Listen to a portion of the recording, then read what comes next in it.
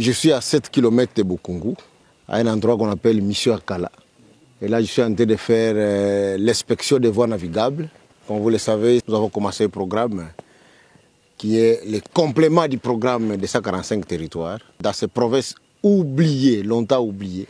D'ailleurs, l'homme qui fait trop de bruit à Goma, là, c'est l'homme qui a fait 18 ans dans ce pays. Et il y a des endroits, des coins de ces pays où les gens n'ont jamais vu les véhicules, les routes sont oubliées, il n'y a pas de voies navigables. Ils n'ont aucune possibilité de pouvoir accéder. Mais je voudrais effectivement répondre aux questions des gens qui parlent par-ci, par-là du discours de Kabila et de sa présence à Goma. Je voudrais effectivement profiter de ce moment pour leur dire qu'il n'y a pas un grand témoin oculaire de ce qu'il a fait comme moi. Le 13 août 2013, j'ai été arrêté après une émission à la radio de Magloire Palouk pour avoir dit que le FRDC et le M23 avaient un seul commandant qui s'appelait Joseph Kabila. On m'a condamné à 3 ans de prison pour faux bruit. Mais je crois qu'aujourd'hui, les juges qui m'ont condamné se rendent compte que j'avais raison. C'est effectivement lui qui était déjà à cet temps-là le commandant du M23 et au même moment le commandant des FARDC.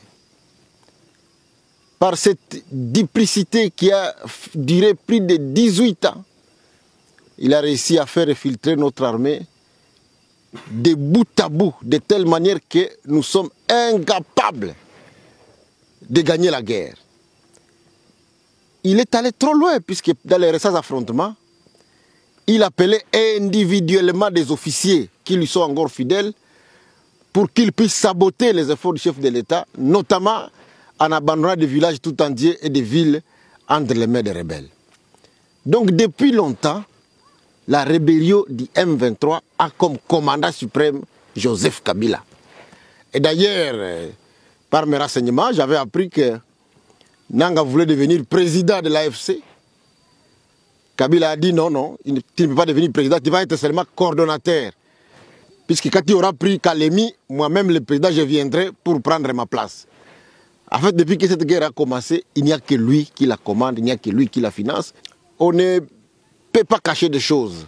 Les chefs de l'État, à les nommer, les gens avaient dit qu'ils n'avaient pas raison, mais aujourd'hui, les faits nous donnent raison. Il est allé à Goma pour prendre lui-même le commandement de cette guerre et il a essayé l'objectif.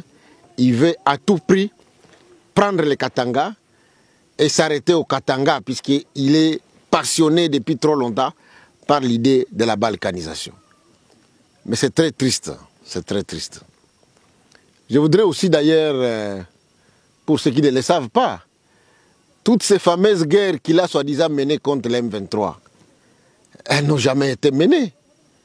Nous avons été menés sur toutes les batailles, et même quand Mamadou Ndala, notre oncle de Wamba, et le général Baouma, notre ongle aussi de Isangi, lorsqu'ils ont décidé de mettre fin à cette guerre, ils ont fermé leur téléphone. Kabila ne savait pas les atteindre. Mais à la fin, vous savez ce qu'il en a fait. Il a tué Mamadou Ndala, il a tué aussi le général Baouma. Et aujourd'hui, lorsqu'il parle du Congo oriental, vouloir se porte-parole de Baswahili, je voudrais bien vous dire que lui n'a jamais été porte-parole de Baswahili. Il n'est pas digne de l'être. Mamadou Ndala, c'était Mousswahili.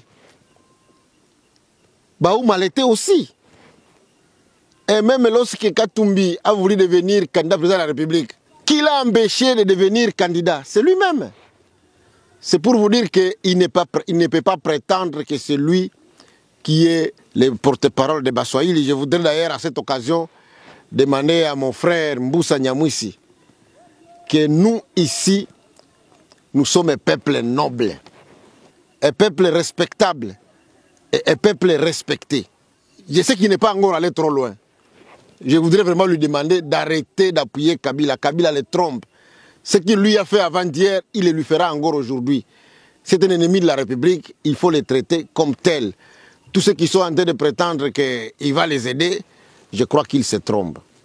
Je voudrais d'ailleurs vous dire que nous avons choisi de défendre la patrie. Nous sommes des patriotes, nous sommes des Wazalendo. C'est grâce aux Wazalendo que Uvira n'est pas tombé, c'est grâce aux Wazalendo que le front n'est pas allé dans les Tanganyika et dans les Katanga. Malgré le fait qu'il y a certains qui essayent de saper l'image des Wazalendo, il y a certains d'entre nous qui affament les Wazalendo. Mais les Wazalendo ont choisi de se battre pour leur terre et pour leur pays. Nous allons continuer notre combat. Et je voudrais dire aux Gomatraciers, à tous les Wazalendo de Goma, que Kabila, le bourreau de la République, ne doit pas trouver sommeil dans la ville de Goma. Il ne doit pas trouver sommeil. Il faut absolument l'empêcher de se promener dans cette ville, puisqu'il a un plan machiavélique.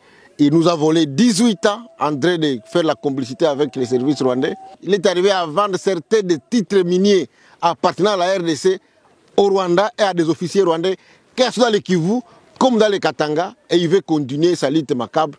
Nous allons rester derrière Tshisekedi pour les combattre.